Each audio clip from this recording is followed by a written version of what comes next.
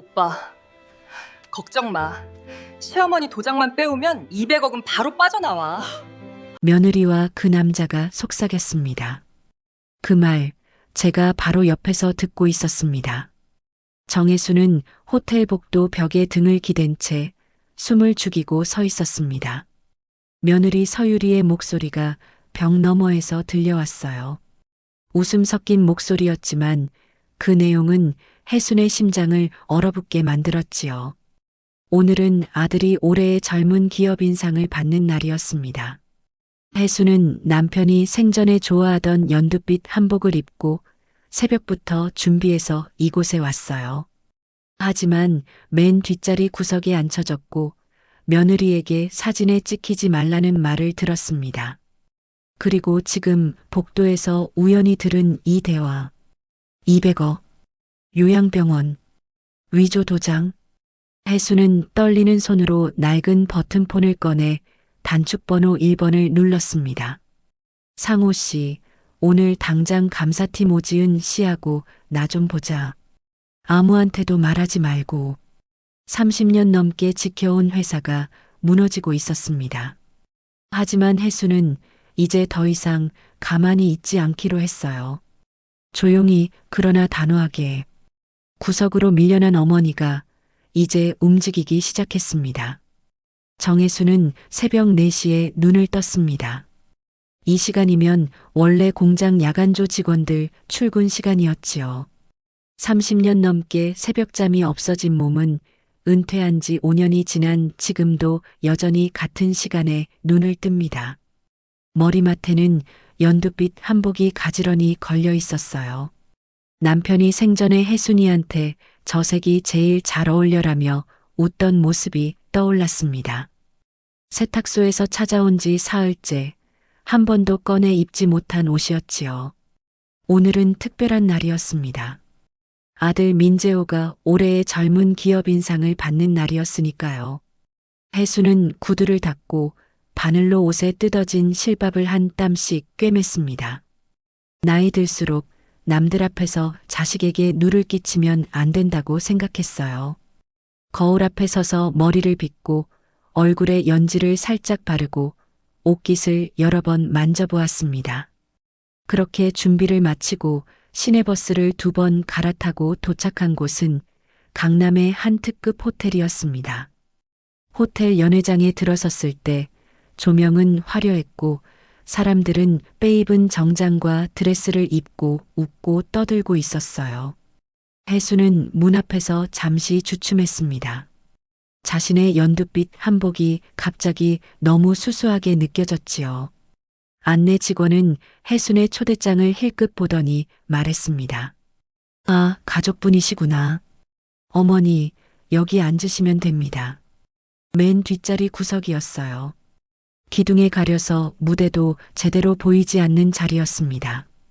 혜수는 아무 말 없이 고개를 끄덕이고 앉았지요. 그때 서유리가 등장했습니다. 실크 원피스에 반짝이는 귀걸이를 한 유리는 한눈에 봐도 대표 사모님처럼 보였어요. 하객들을 향해 환하게 웃으며 인사를 건네던 유리는 혜순을 발견하고는 빠르게 걸어왔습니다. 그러고는 혜순 옆에 쪼그려 앉더니 다정한 목소리로 말했지요. 어머님 오셨어요? 아이고, 멀리서 오시느라 고생 많으셨어요. 겉으로는 다정했습니다. 하지만 이어진 말은 얼음처럼 차가웠어요. 근데 옷이 조금 너무 수수하네요. 오늘 카메라도 많이 들어오니까 그냥 뒤에 계세요. 굳이 앞에 나가실 필요 없어요. 괜히 기자들 사진에 잡히면 대표님 이미지 관리가 좀 그래서요. 아시죠? 유리는 다시 가면을 쓰듯 환하게 웃고 자리로 돌아갔습니다. 혜수는 아무 말 없이 손가락으로 한복 자락을 만졌어요. 내가 민재호 이미지에 흠이 되는 사람인가. 가슴속에서 무언가가 서서히 무너져 내렸습니다. 행사가 시작되기 전 혜수는 답답한 마음에 화장실 쪽으로 걸어 나갔습니다. 그때였습니다. 옆 복도에서 유리의 목소리가 들려왔어요. 혜수는 본능적으로 멈춰섰습니다. 벽 뒤에 몸을 숨기고 숨을 죽이고 귀를 기울였지요. 네, 오빠. 싱가포르 법인 서류 다 됐어요. 시어머니 도장만 깔끔하게 처리하면 200억은 바로 빠져나와요. 혜순의 심장이 세게 쿵쿵거렸습니다. 어차피 요양병원 들어가실 분이에요. 진단서도 이미 준비해 놨다니까요. 결정 능력 상실로 찍히면 지분도 전부 위임받는 거고요. 아, 우리 도련님이요? 그냥 서류에 사인만 하게 하면 돼요. 엄마 말이라면 약하잖아요. 휴대전화 너머에서 남자의 웃음소리가 섞여 들려왔습니다. 혜수는 양손이 저려오는 걸 느끼며 뒷걸음질 쳤어요. 며느리 입에서 나오는 시어머니가 본인이라는 걸 부정할 수 없었습니다. 가슴이 터질 듯 아팠지요. 200억, 요양병원, 결정 능력 상실. 그 단어들이 머릿속에서 맴돌았습니다. 혜수는 연회장으로 돌아가지 않았습니다.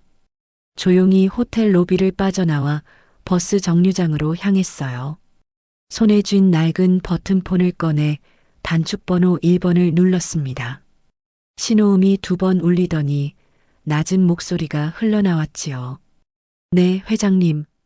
10수년 전부터 회장님 대신 어머니라고 부르던 강상호 전무였습니다. 혜수는 떨리는 목소리로 말했어요. 상호 씨, 오늘 당장 감사팀 오지은 씨하고 나 좀 보자. 아무한테도 말하지 말고. 전화를 끊은 혜수는 버스 정류장 벤치에 앉아 하늘을 올려다보았습니다. 남편이 세상을 떠난 뒤 회사를 아들에게 물려주고 뒤로 물러섰던 5년이었어요. 그동안 혜수는 조용히 지냈습니다.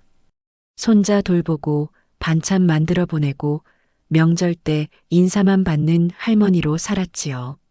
하지만 오늘 그 모든 게 무너졌습니다. 자신이 평생 지켜온 회사가, 자신이 사랑한 아들이, 그리고 자신이 믿었던 며느리가 지금 어떤 일을 꾸미고 있는지 똑똑히 들었으니까요. 혜수는 천천히 일어섰습니다. 버스가 왔지만 타지 않았어요. 대신 걸었습니다. 길을 걸으며 생각했지요. 나는 이제 무엇을 해야 하나? 내가 만든 회사를 내가 지켜야 하나? 아니면 내 아들을 지켜야 하나? 바람이 불었습니다. 연두빛 한복 자락이 펄럭였어요. 그 순간 혜수는 결심했습니다. 정혜수는 알고 있었습니다. 지금부터 시작되는 일은 단순히 회사를 지키는 싸움이 아니라는 것을요.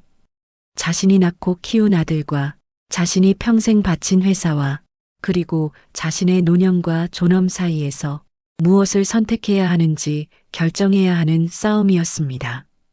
그리고 혜수는 이미 움직이기 시작했습니다. 조용히 그러나 단호하게. 그날 밤 해나푸드 본사 지하 회의실에는 세 사람이 모였습니다. 정혜순, 강상호 전무, 그리고 감사팀장 오지은이었지요. 회의실 문은 안에서 잠겼고 블라인드는 모두 내려져 있었습니다. 누구도 이 자리를 알아서는 안 되었으니까요. 강상호는 두꺼운 서류 뭉치를 테이블 위에 내려놓으며 말했습니다. 회장님, 일단 이것부터 보십시오. 오지은이 서류를 한 장씩 펼쳐 보이기 시작했어요.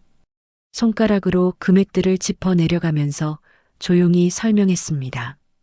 여기 보시면요. 나무 F&B라는 업체인데 실제 공장도 직원도 없어요. 그런데 최근 1년 사이 저희가 여기로 송금한 돈이 180억입니다.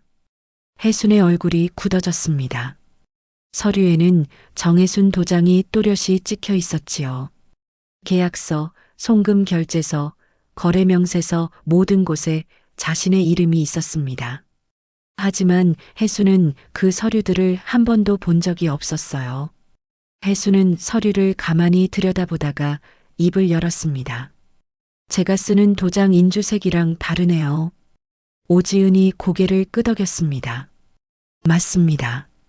회장님은 항상 약간 탁한 주홍색 쓰셨죠. 이건 형광빛이 도는 빨간색입니다. 각도도 미세하게 다르고요. 위조 가능성이 큽니다. 혜수는 손끝으로 도장 자국을 쓸어내렸어요. 30년 넘게 사용해온 자신의 도장을 누군가 흉내내서 만들었다는 사실이 믿기지 않았습니다. 그런데 마지막 장을 넘긴 순간 혜순의 손이 멈췄습니다. 거기에는 민재호의 서명이 있었지요. 혜순은 그 이름을 한참 바라보다가 눈을 감았습니다. 아들의 필체였어요.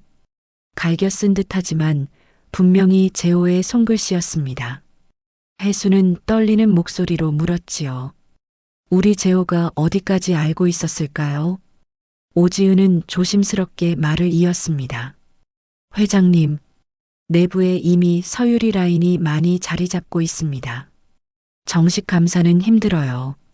다만 비공식적으로는 제가 움직일 수 있습니다. 대신 위험할 수 있어요. 혜수는 고개를 들고 오지은을 똑바로 바라보았습니다. 내가 만든 회사야. 내가 책임져야지. 너만 믿을게, 지은 씨. 혜순의 목소리는 떨렸지만 눈빛은 단단했어요. 강상호는 아무 말 없이 혜순의 어깨를 한번 두드렸습니다. 그것만으로 충분했지요. 세 사람은 그날 밤 새벽까지 서류를 펼쳐놓고 숫자를 추적했습니다. 며칠 뒤 오지은은 두꺼운 파일과 작은 녹음기를 들고 혜순의 집을 찾아왔습니다. 현관문을 열고 들어선 오지은의 얼굴은 창백했어요. 밤을 새운 듯 눈 밑에는 다크서클이 짙게 내려앉아 있었지요. 하지만 손에 든 파일만큼은 단단히 움켜쥐고 있었습니다. 오지은은 거실 탁자 위에 USB 하나를 올려놓고 말했습니다. 회장님, 이거 꼭 보셔야 합니다. USB에는 호텔 라운지에서 찍힌 사진들이 담겨 있었어요.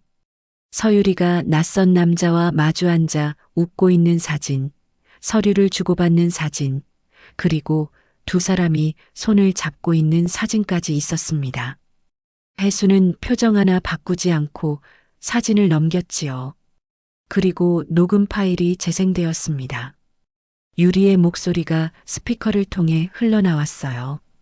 호텔 복도에서 들었던 그 목소리보다 훨씬 더 또렷하고 훨씬 더 차갑게 들렸습니다.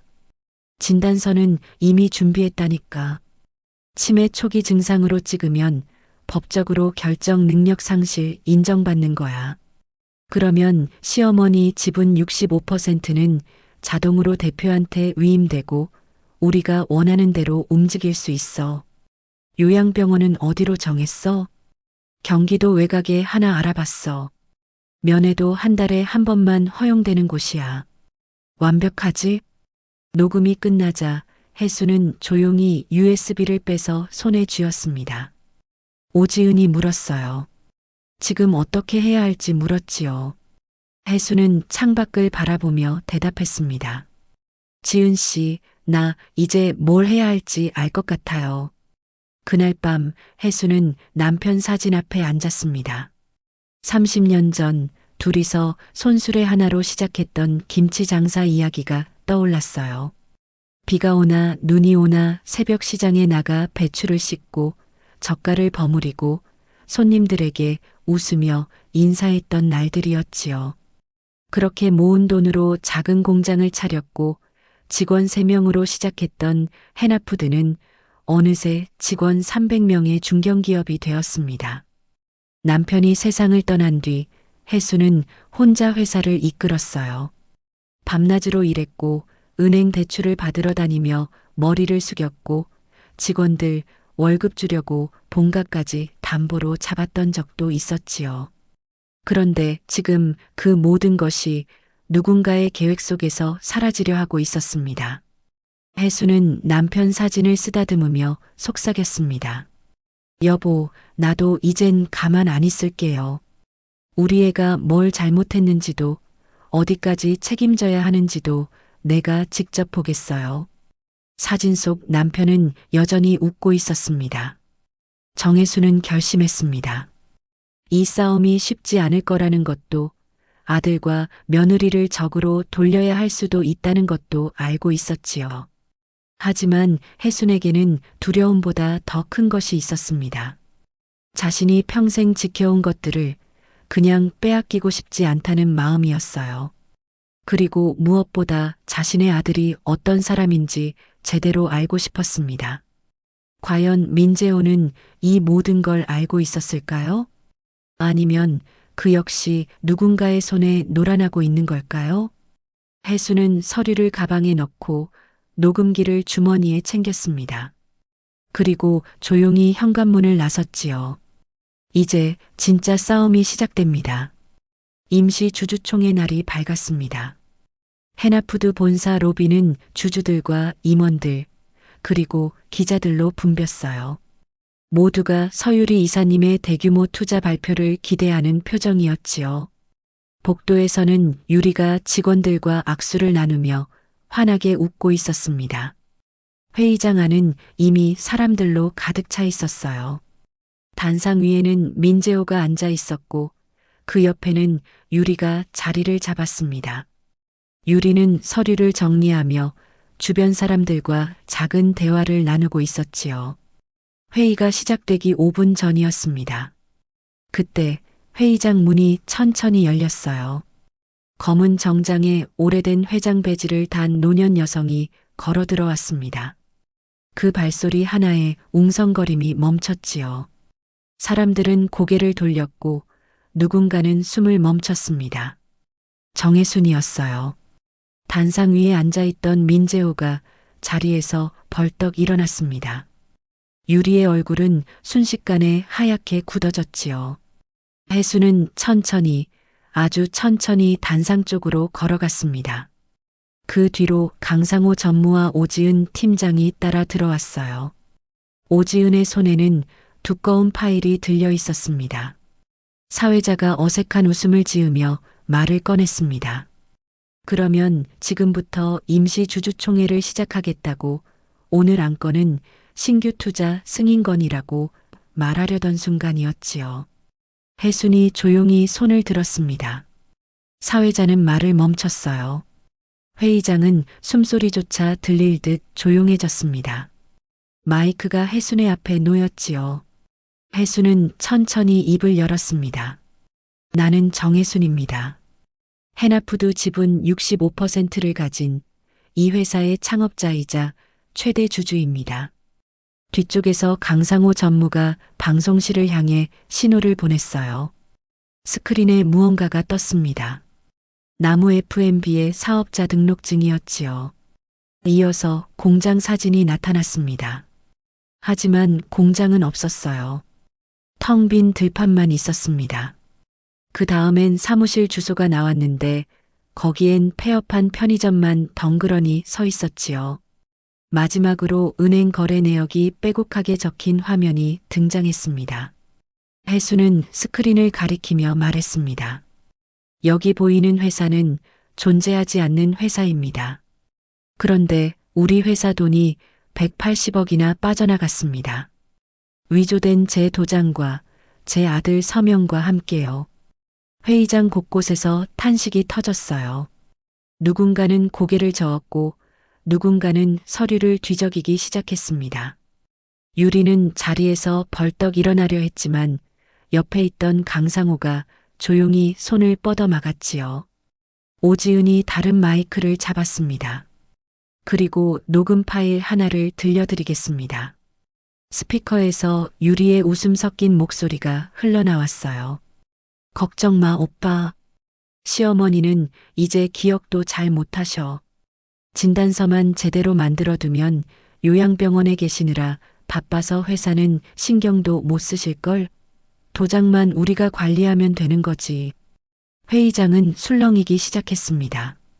싱가포르 법인 만들어서 돈 빼는 건 이미 다 준비됐어. 이번 주주총회에서 투자 승인만 받으면 200억은 바로 빠져나가. 그 돈으로 우리끼리 새 회사 차리는 거야. 유리는 자리에서 벌떡 일어나 소리쳤습니다. 저건 조작이에요. 어머니, 왜 이러세요? 그때 회의장 문이 다시 열렸어요. 경찰 4명이 들어왔습니다. 선두에 선 경찰관이 유리를 향해 걸어오며 말했지요. 서유리 씨, 특정경제범죄 가중처벌법상 횡령 및 배임 혐의로 긴급 체포합니다. 수갑이 채워지는 소리가 회의장에 울렸습니다. 유리는 소리를 질렀어요. 조작이라고, 누명이라고, 자신은 아무것도 모른다고 외쳤지요. 하지만 경찰은 그녀를 데리고 나갔습니다. 회의장 안 사람들은 숨을 죽이고 지켜보고 있었어요. 민재호는 단상 위에 그대로 앉아 있었습니다. 얼굴은 새하얗게 질려 있었고 입술은 파르르 떨리고 있었지요. 그는 어머니를 바라보았지만 혜수는 그 시선을 피했습니다. 녹음 파일은 계속 재생되고 있었어요. 이번엔 남자 목소리가 들렸습니다. 재호 형님도 알고 있는 거야? 물론이지. 처음엔 반대했는데 내가 설득했어. 어차피 시어머니는 이제 늙으셨잖아. 회사 경영도 힘드시고 우리가 대신 해드리는 거라고 했더니 결국 서명하더라고. 혜수는 손을 들어 재생을 멈추게 했습니다. 여기까지면 충분합니다. 그 이상은 어머니로서 참아할 수 없었어요. 회의장은 침묵에 잠겼습니다. 누구도 입을 열지 못했지요. 혜수는 마이크를 내려놓고 천천히 단상을 내려왔습니다. 민재호는 고개를 숙인 채 아무 말도 하지 못했어요. 혜수는 아들 옆을 지나가며 잠시 멈춰 섰습니다. 그리고 조용히 말했지요. 재호야, 엄마가 너한테 뭘 잘못했니? 민재호는 대답하지 못했습니다. 혜수는 더 이상 아무 말 없이 회의장을 나갔어요. 강상우와 오지은이 그 뒤를 따랐습니다. 회의장 밖 복도에서 혜수는 벽에 기대어 섰습니다. 다리가 후들거렸지요. 오지은이 재빨리 다가와 혜순의 팔을 붙잡았어요. 혜수는 눈을 감고 천천히 숨을 내쉬었습니다. 끝났습니다. 아니, 이제 시작인지도 몰랐지요. 주주총회가 끝난 다음 날 언론은 해나푸드를 연일 두들겼습니다.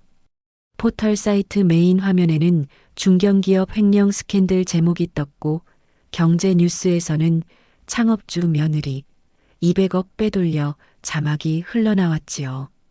기자들은 본사 앞에 몰려들었고 직원들은 출근길에 카메라를 피해 고개를 숙이고 건물로 들어갔습니다. 사흘째 되던 날 은행에서 연락이 왔어요. 대출 회수 통보였습니다. 횡령 사건으로 인해 신용도가 급락했으니 즉시 상환하라는 내용이었지요. 금액은 120억이었습니다. 그 다음 날에는 납품업체들이 거래 중단을 선언했어요. 20년 넘게 함께 일해 온 업체들마저 하나둘 등을 돌렸습니다. 회사 신뢰도가 떨어졌으니 더 이상 외상 거래는 불가능하다는 통보가 이어졌지요. 공장은 멈출 위기에 처했습니다. 강상호 전무는 매일 밤늦게까지 은행과 협력사를 찾아다녔지만 돌아오는 대답은 차갑기만 했어요. 오지은은 임시대표로 회사를 지키려 했지만 직원들 사이에서는 불안한 소문이 돌기 시작했습니다. 우리 회사 망하는 거 아니야? 월급 제때 나올까? 이력서 미리 써놔야 하는 거 아니야? 그 무렵 혜수는 병원에 실려갔습니다. 과로와 스트레스로 쓰러진 거였어요. 응급실에서 심전도 검사를 받고 심근경색 초기 진단을 받았지요. 의사는 당분간 절대 안정이 필요하다고 말했습니다. 혜수는 병실 침대에 누워 천장을 바라보았어요. 회사는 무너지고 있었고 아들은 연락이 끊겼고 자신은 병원 침대에 누워 있었습니다. 30년 넘게 지켜온 모든 것이 한순간에 흔들리고 있었지요. 혜수는 그날 밤 지분 절반과 본가를 내놓기로 결심했습니다. 회사를 살리려면 자신이 가진 모든 걸 내놓아야 한다고 생각했어요. 아침이 되면 강상호에게 연락해서 서류를 준비하라고 말하려 했습니다. 그런데 그날 새벽 병실 문이 부서져라 열렸습니다. 민재호였어요. 초췌한 얼굴에 수염도 제대로 깎지 않은 채 숨을 헐떡이며 병실로 들어왔습니다. 그는 혜순의 침대 옆에 무릎을 꿇으며 말했지요. 엄마, 제 돈부터 쓰게 해주세요. 아파트도 차도 다 담보로 잡으세요. 제가 직접 은행, 협력사 다 돌아다니면서 무릎 꿇고 빌게요. 회사를 살릴 수 있는 건 지금은 저뿐이에요. 혜수는 아들을 바라보았습니다. 민재호의 눈은 충혈되어 있었고 손은 떨리고 있었어요. 혜수는 아무 말 없이 아들의 손을 잡았습니다. 민재호는 말 그대로 그 약속을 지켰어요. 그는 협력업체 사장들을 찾아다니며 머리를 조아렸습니다. 20년 전 혜순이 그랬던 것처럼 무릎을 꿇고 용서를 구했지요. 자신이 얼마나 오만했는지, 얼마나 어리석었는지 하나씩 고백했습니다. 어느 배추 농가 사장은 민재호를 보고 말했어요. 자네, 어머니는 비가 오나 눈이 오나 새벽에 직접 배추밭에 왔다고, 손수 흙을 만지고 맛을 봤다고, 그런데 자넨 언제 한번 와본 적 있냐고 물었습니다. 민재호는 대답하지 못했어요. 그저 고개를 숙였지요. 은행장 앞에서는 개인 재산 전부를 담보로 제공하겠다고 서류에 서명했습니다. 강남 아파트, 외제차, 주식계좌, 심지어 아내 명의로 되어 있던 부동산까지 모두 내놓았어요. 은행장은 서류를 받아들고 잠시 말이 없었습니다. 그러고는 조용히 물었지요. 이걸로 회사를 다시 일으킬 자신이 있냐고, 어머니를 이렇게 만든 걸 후회하냐고 물었습니다. 민재호는 눈물을 흘리며 대답했어요. 저는 평생 후회할 겁니다. 하지만 지금이라도 바로잡고 싶습니다. 며칠 뒤 은행은 상환유예를 결정했습니다. 그리고 협력업체 사장들이 하나둘 연락을 해왔어요. 한 번만 더 믿어보겠다고, 납품을 재개하겠다고 말했습니다. 공장은 다시 돌아가기 시작했지요. 위기를 겨우 넘긴 뒤 혜수는 이사회를 소집했습니다. 병원에서 퇴원한 지 일주일 만이었어요. 혜수는 여전히 창백한 얼굴로 회의실에 앉아 있었습니다. 그리고 조용히 말했지요. 이제 내 자리는 여기까지인 것 같아요. 해나푸드 다음 대표는 오지은 팀장으로 합시다. 회의실은 술렁였습니다. 누군가는 아직 이르다고 말했고 누군가는 경험이 부족하다고 우려했지요. 하지만 혜수는 단호했습니다. 능력과 헌신으로 증명된 인물을 창업자가 직접 지명한 것이었으니까요. 결국 아무도 반대하지 못했습니다. 민재호는 모든 직함에서 물러났어요. 대표이사도 이사회 멤버도 아닌 그저 평사원으로 내려갔습니다.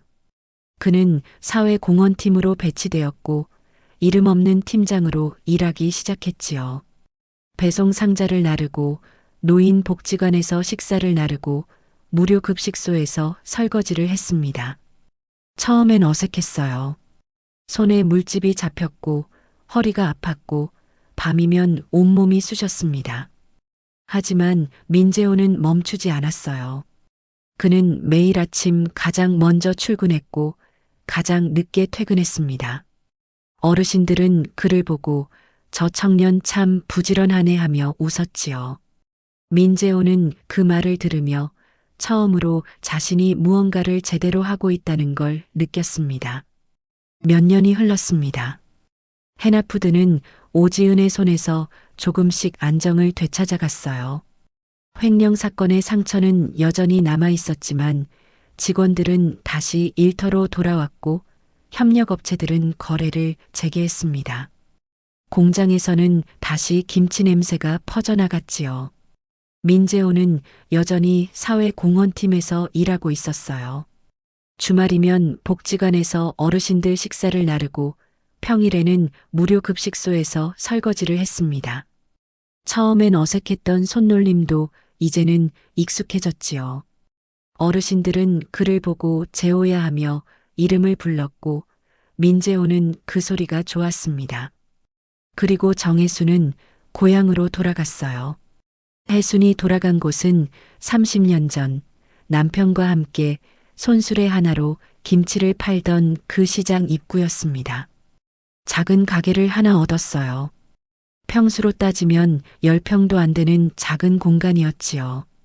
혜수는 그곳에 낡은 테이블 2개와 평상 하나를 놓고 주방에는 오래된 냉장고와 가스레인지를 들여놓았습니다. 간판은 직접 썼어요. 작은 박수 정혜순 손맛. 시장 어르신들은 간판을 보고 물었습니다. 왜 이름이 저러냐고, 무슨 뜻이냐고 물었지요. 혜수는 웃으며 대답했어요. 살아온 날들의 박수를 보내고 싶어서라고, 작지만 진심을 담은 박수라고 말했습니다. 아침이면 어르신들이 들어왔어요. 오늘 김치 맛이 왜 이렇게 좋으냐며 웃고 된장찌개 국물이 옛날 맛 같다며 한 그릇 더 달라고 했습니다. 혜수는 앞치마를 두르고 부엌에서 국을 끓이고 반찬을 담아 내놓았지요. 그 모습은 30년 전 손수레를 끌며 김치를 팔던 혜순의 모습과 똑같았습니다. 주말이면 사회공헌팀 직원들이 가게에 들렀어요. 봉사활동을 마치고 돌아오는 길에 들러서 밥을 먹고 갔습니다. 민재호도 함께였지요. 그는 가게 문을 열고 들어서면 먼저 어머니에게 인사를 했습니다. 혜수는 아들을 보고 웃으며 자리를 권했어요. 밥을 퍼주고 반찬을 놓아주고 국을 따라주었습니다. 민재호는 묵묵히 밥을 먹었지요. 가끔 어머니를 바라보다가 고개를 숙이고 다시 숟가락을 들었습니다. 어느 가을 저녁이었어요. 단풍이 지고 바람이 선선해진 날 혜수는 가게 평상에 앉아 노을을 바라보고 있었습니다. 민재호가 설거지를 마치고 나와 어머니 옆에 앉았지요. 혜수는 아들에게 물었습니다. 재호야, 힘들지 않냐? 민재호는 잠시 말이 없었어요. 노을을 바라보다가 천천히 입을 열었습니다. 몸은 힘든데 마음은 편해요. 엄마, 나 지금이 제일 행복한 것 같아요. 혜수는 그 말을 듣고 고개를 끄덕였습니다. 그리고 조용히 두 손을 모아 박수를 쳤어요. 박수 소리는 작았습니다. 시장 안쪽에서 들려오는 웃음소리와 떠드는 소리에 묻힐 만큼 작은 소리였지요. 하지만 혜순에게는 그 소리가 크게 들렸습니다. 누구에게 보여주기 위한 박수가 아니었어요. 남들이 알아주길 바라는 박수도 아니었습니다. 걷고 또 걸어온 자기 인생에 보내는 아주 작은 박수였지요. 민재호는 어머니의 손을 가만히 잡았습니다. 혜수는 아들의 손을 꼭 쥐었어요. 두 사람은 아무 말 없이 노을을 바라보았습니다. 바람이 불었습니다. 시장 어귀에 걸린 간판이 살랑살랑 흔들렸지요. 작은 박수라는 글씨가 노을빛에 물들어 반짝였습니다. 혜수는 눈을 감았어요. 30년 전 손수레를 끌며 배추를 씻던 날들이 떠올랐습니다. 남편과 함께 웃으며 장사를 하던 날들, 빚을 갚으려고 밤새 김치를 담그던 날들, 공장 직원들과 함께 새벽 시장에 나가던 날들이 스쳐 지나갔지요. 그리고 지금 이 작은 가게에 앉아 아들 손을 잡고 있는 이 순간까지 모든 게 지나갔지만 아무것도 사라지지 않았습니다. 다음 날 아침 혜수는 평소처럼 새벽 4시에 눈을 떴어요. 가게로 나가 불을 켰습니다. 김치를 꺼내고 된장을 풀고 밥을 지었지요. 시장 어르신들이 하나둘 들어오기 시작했습니다. 혜순아, 오늘도 일찍 왔네. 김치 한 접시만 더 주라. 혜수는 웃으며 대답했어요. 밥을 퍼주고 국을 따라주고 어르신들과 짧은 농담을 나누었습니다. 그 모습은 여느 날과 똑같았지요. 하지만 혜수는 알고 있었습니다. 오늘이 어제와는 다르다는 것을요. 자신이 선택한 이 자리가 누군가에게는 작아 보일 수도 있지만 자신에게는 가장 큰 자리라는 것을 알고 있었습니다. 혜수는 앞치마를 고쳐 매고 다시 부엌으로 들어갔어요. 가게 안에는 따뜻한 김이 피어올랐고 어르신들의 웃음소리가 울려 퍼졌습니다. 그리고 가게 밖 간판에는 작은 박수라는 글씨가 여전히 바람에 흔들리며 빛나고 있었지요.